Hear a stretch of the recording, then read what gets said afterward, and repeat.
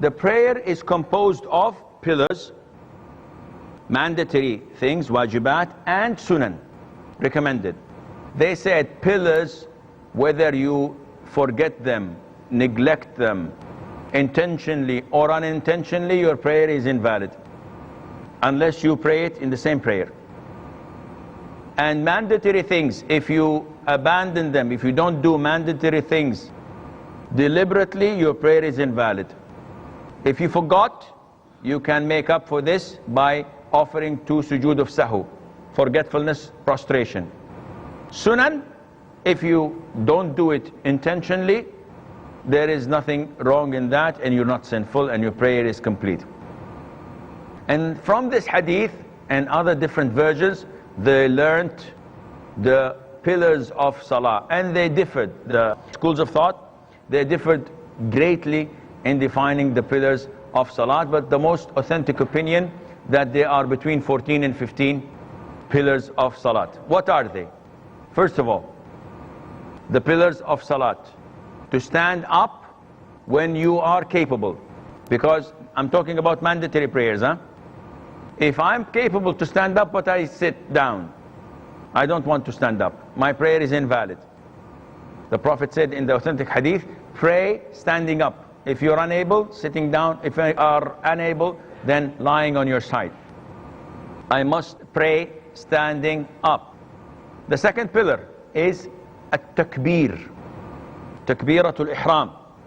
And this is a pillar. If I don't say it properly, then my prayer is invalid. How do I do not say it properly? If someone says, Allahu Akbar, this is a question form in Arabic. When I extend the alif, the first thing I say, Allahu, meaning is Allah.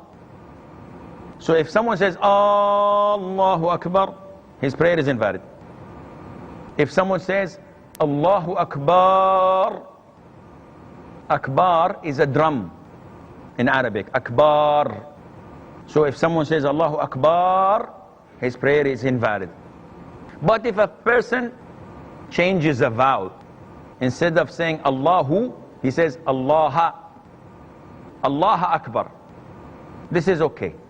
If he's not doing it deliberately. Some Arabs, some Bedouins are unable to pronounce it. Some non-Arabs even may make the mistake of not pronouncing it well. This is permissible, inshallah. The third pillar is Al-Fatiha, the recitation of Al-Fatiha. And it's a pillar for an imam, an individual, and there is a difference of opinion regarding the ma'moom, the follower. And I believe that I promised you I will explain it to you someday, but the day did not come. So maybe inshallah in the questions and answers we would elaborate a little bit on that. The fourth pillar is ruku'. You have to bow. The fifth pillar is to stay calm in this position. This is a pillar by itself, and this is what the man made mistake. And if you read the hadith, you will find that the Prophet say, do this and stay calm, and do that and stay calm. So in Arabic it's called at-tuma'nina, to be calm or to be in a state of tranquility. The sixth pillar, to raise your head.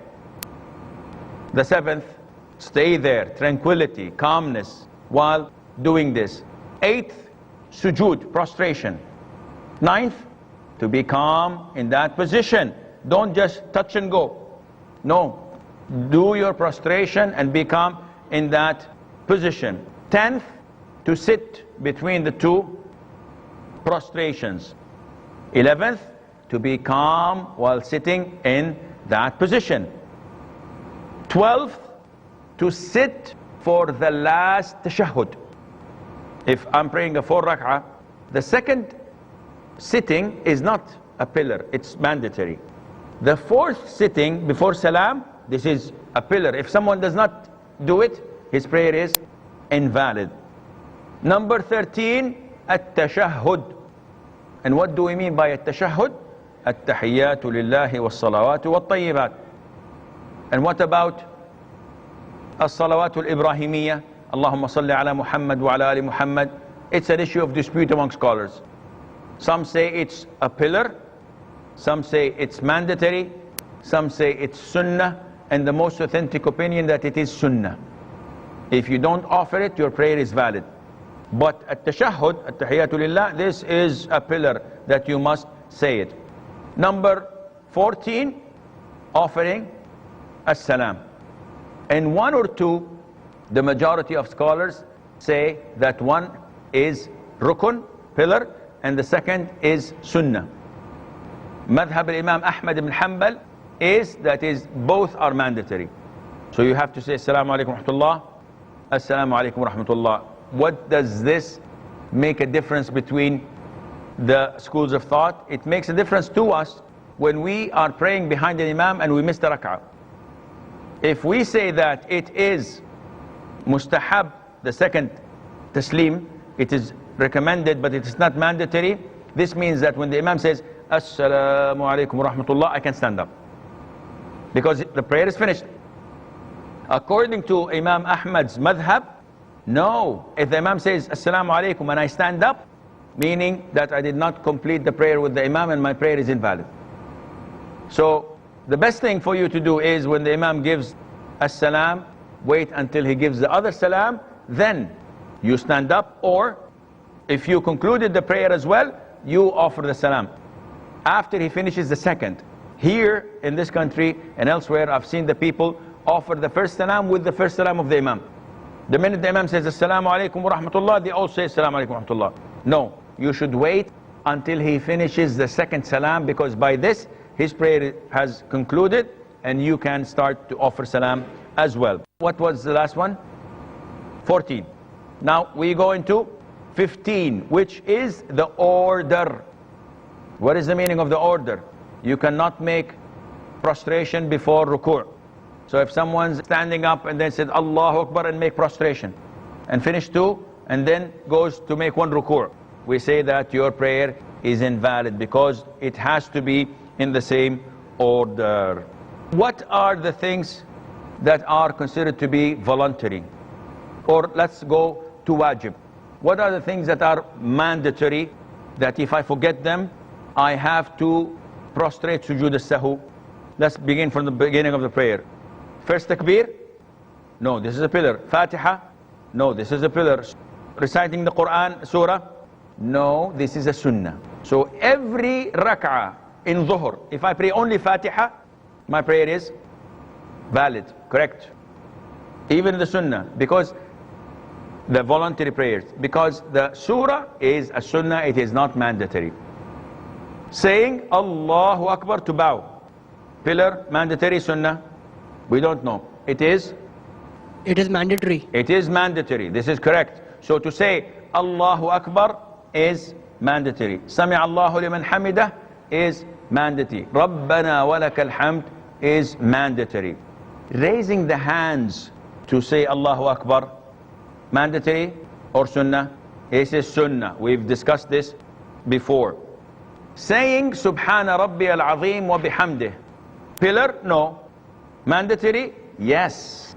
Meaning that if I forgot, I just made ruku' and I said Subhana Rabbi al-A'la, Subhana Rabbi al-A'la, Subhana Rabbi al-A'la, Sami Allahu liman hamidah. Whoa, what did I do?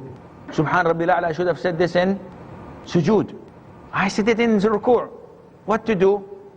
I don't have an eraser. I cannot erase it. Khalas, it's done. Scholars say you've left a wajib, an mandatory, an obligatory act. You have to prostrate for it, sujood as-sahu. Before or after salam, we will get to this inshallah in the chapter dealing with sujood as-sahu. Likewise, Subhana Rabbi al-A'la, it is mandatory. I have to say it and I have to do it, and so on. What about the sunnah, voluntary acts of prayer, that if I do them or if I don't do them, my prayer is valid?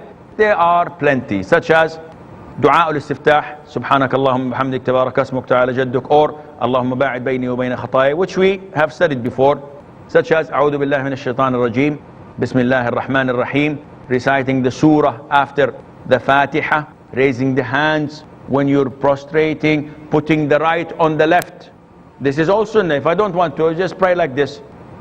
This is all part of the sunnah, among other things that inshallah we will maybe get to know later on.